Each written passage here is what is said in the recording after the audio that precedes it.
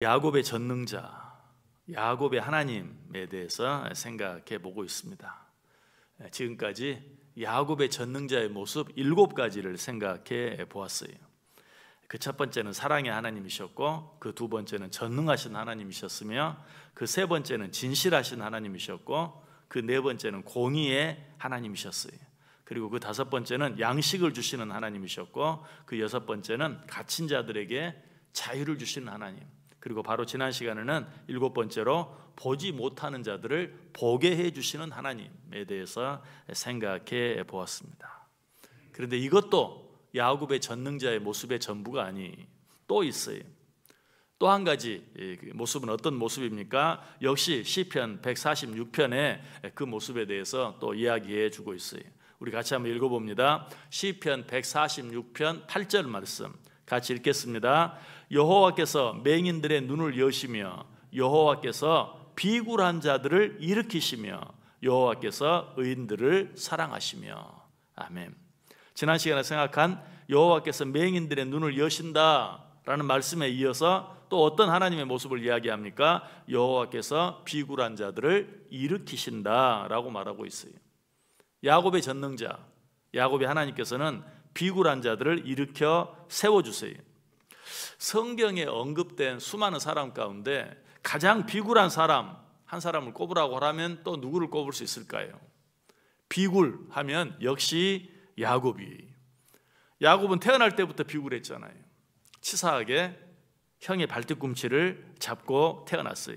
그리고 또 그 형의 축복을 빼앗기 위해서 비굴하게 양의 가죽을 뒤집어 쓰고 눈이 잘 보이지 않는 아버지를 속였어요.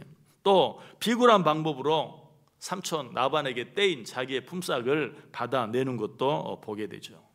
그리고 다시 고향으로 돌아올 때 형을 만날 때도 어때요? 떳하게 만나지 못하고 비굴하게 뇌물을 앞세워서 형의 환심을 사려고 했던 것도 보게 돼요. 또 그때 야곱은 어떻게 했습니까? 자기의 안위를 지키기 위해서 가족들의 안위를 담보로 자기의 안위를 확보하려고 한 그런 비굴한 모습도 보게 되죠.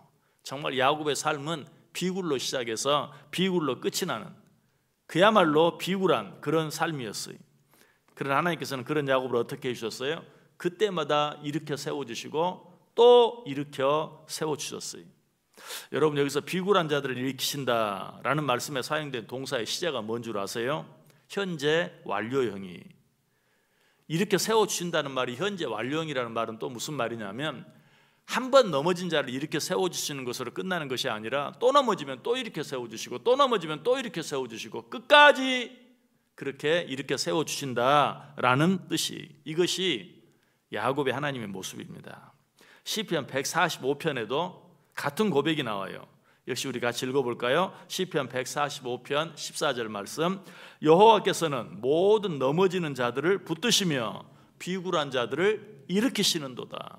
한 번만 이렇게 세워주신다고요? 아니, 이렇게 세워주시고 또 이렇게 세워주시고 또 이렇게 세워주신다. 끝까지 이렇게 세워주신다.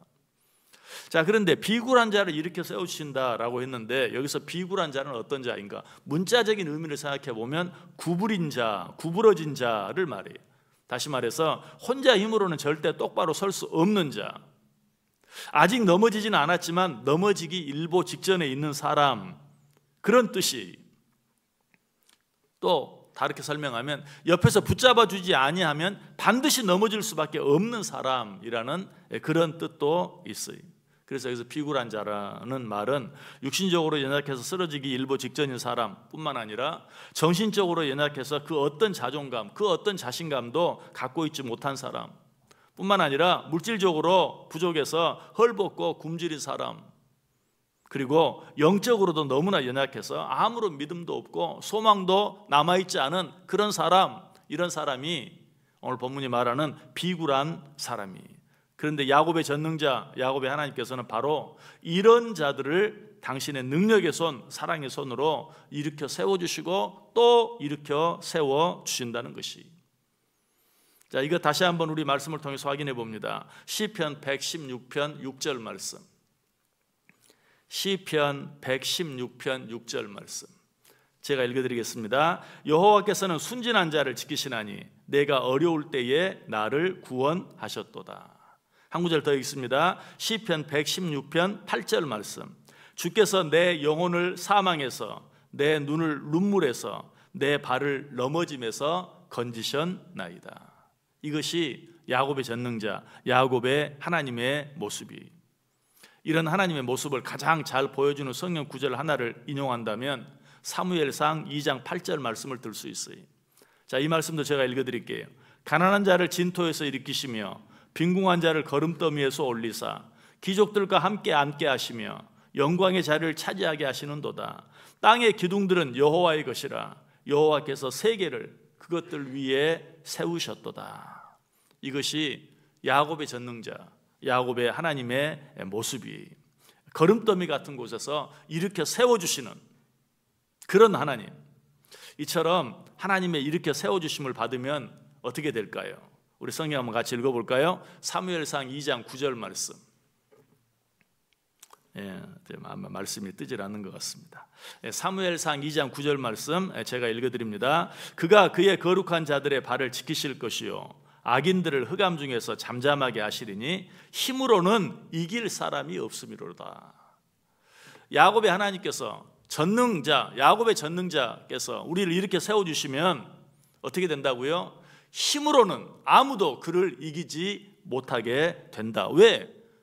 야곱의 하나님, 야곱의 전능자, 그 이름처럼 전능하신 하나님이 우리를 붙들어 주시기 때문에 이 세상에 다른 그 어떤 존재도 힘으로는 그 사람을 어떻게 하지 못한다는 것이. 그런데 여러분, 중요한 것은 우리가 바로 그 은혜를 받은 자들이라는 사실이. 자, 그것도 말씀을 통해서 한번 확인해 보죠. 에베소서 2장 4절, 5절, 6절 말씀 제가 읽어드립니다. 긍휼이 풍성하신 하나님이 우리를 사랑하신 그 큰 사랑을 인하여 허물로 죽은 우리를 그리스도와 함께 살리셨고 너희는 은혜로 구원을 받은 것이라. 또 함께 일으키사 그리스도 예수 안에서 함께 하늘에 앉히시니. 누가 누구를? 야곱의 전능자 하나님께서 우리를 그렇게 해 주셨다는 것이. 허물로 죽은 우리를 그리스도와 함께 살리셨고 또 함께 일으켜 세우사 그리스도 예수 안에서 함께 하늘에 앉히셨다.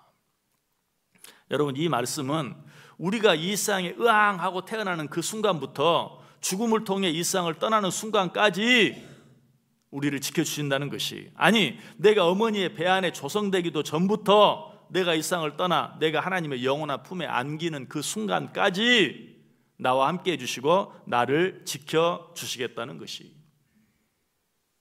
실제로 하나님께서는 누구를? 야곱을 그렇게 해주셨어요.